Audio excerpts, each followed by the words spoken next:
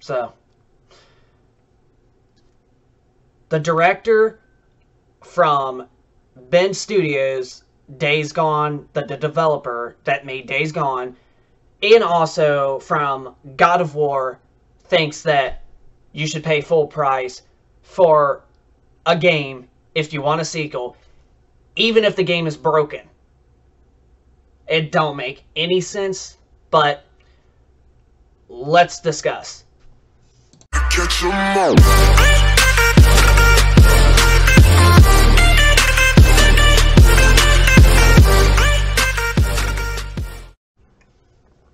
So, as you probably have known, now my PC and my webcam, as you can tell in the background, is in a completely different area, just like on my previous video that I was mentioning. Now, as you can see, the webcam is now officially, well, it and my PC is now officially in my bedroom. So right here you can see is my big console setup, and then right over there is my current, well, technically now last generation games that I have, PS4 and Xbox One. So now, honestly, with the way that it looks now, I think that this looks way better than where I originally had it. But the director from Days Gone was basically, he put out a note and was saying that you should effing pay full price for a game if you want a sequel to that game. It doesn't matter if the game's broken. It doesn't matter if the game crashes, or even if there's glitches in the game and you can't even play the game right. You should pay full price.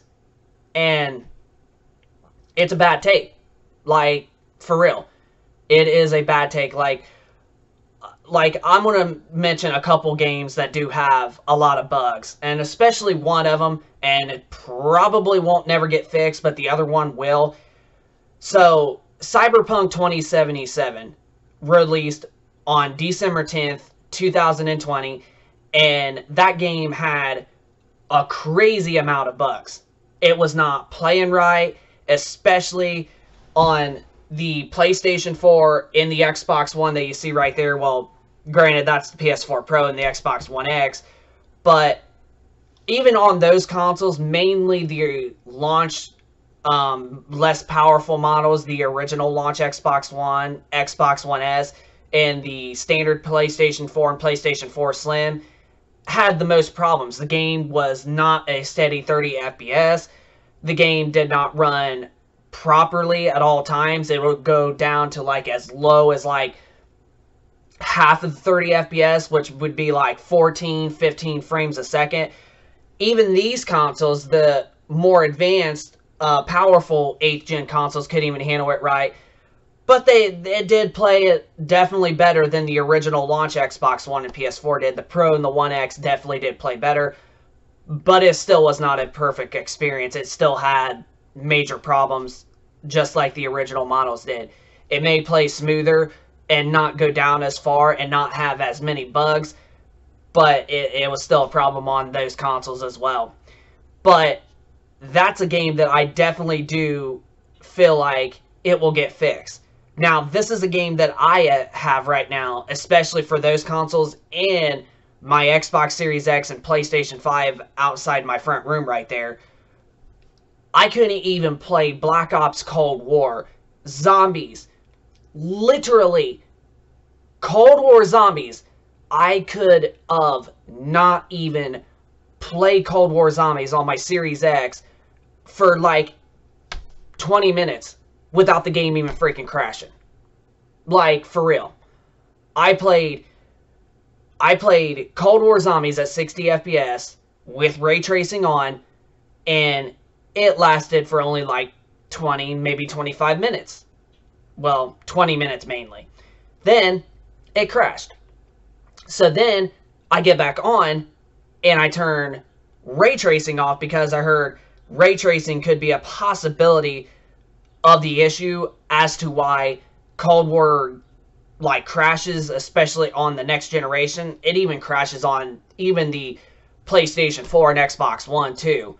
I definitely have had it several times on the One X by far. And I turned ray tracing off, and the game crashed like even a shorter amount of time than with ray tracing turned on.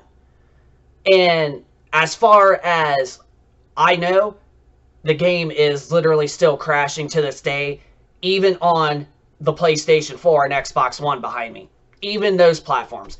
Now, I'm telling you, Activision is one of the most greediest publishers out there. They don't care how bad the game is. As long as you give them money, they will not fix it. Oh, well, you're giving us money. Why do we need to fix it? Oh, no, you're giving us money. We'll let you have a broken product. There's no need. You've gave us our money. We're good. We'll just move on to the next one. That's just how developers and even publishers are starting to turn into. They are starting to turn into these greedy corporations, and that's what it mostly is it's the corporation's fault. It's not the developer's fault. It's mostly the corporation's fault. So, whoever that you are, the director of Days Gone and God of War before, how about you actually think for 1 second before you start to say stuff?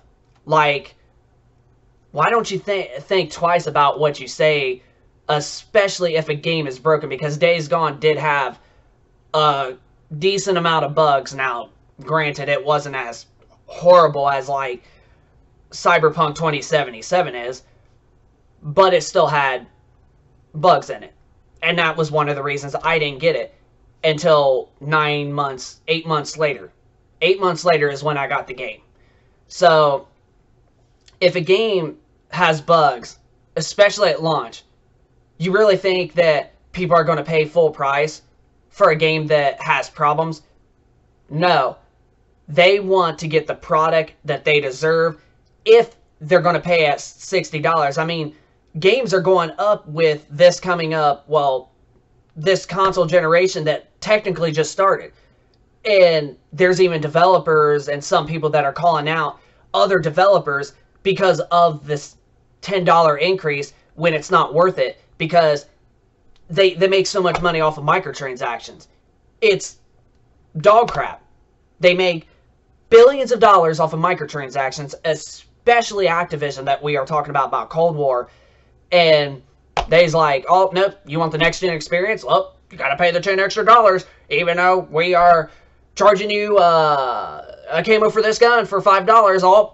Oh, you want a red dot sight? You want a red dot sight that has 2 red dots? Oh, you got to pay $5 for this gun. Oh, you got to pay $10 for this outfit of your character. Oh, you got to pay this for that. And it's not worth it, because Activision has been bragging about how much money they have been literally making over the last quarter. So, games going up to $70, and especially the director of Days Gone trying to say, oh, if you want a sequel, you have to pay full price for the game, is completely dog shit.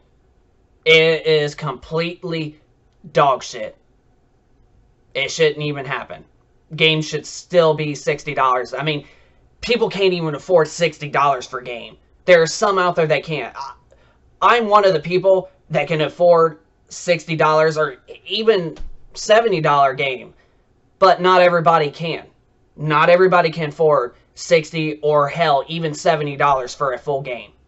So, whoever you are, the director of Days Gone, you need to literally watch about what you say, because it will freaking bite you in the ass later in the future. This is Infernal Shard 1 for the win, signing out. Hit that like button if you guys enjoyed the content, and comment down below of your thoughts of the director of Days Gone and God of War trying to say that, oh, if you want a sequel, you should pay full price for that game, even with the game being broken and all that. So just comment down below and subscribe for if you are new to the channel, and we will be sure to keep you guys posted with more future content in the future. And also hit that like button if you enjoyed the video. So like, comment, subscribe, turn on notifications, and we will see you on the next video. Peace.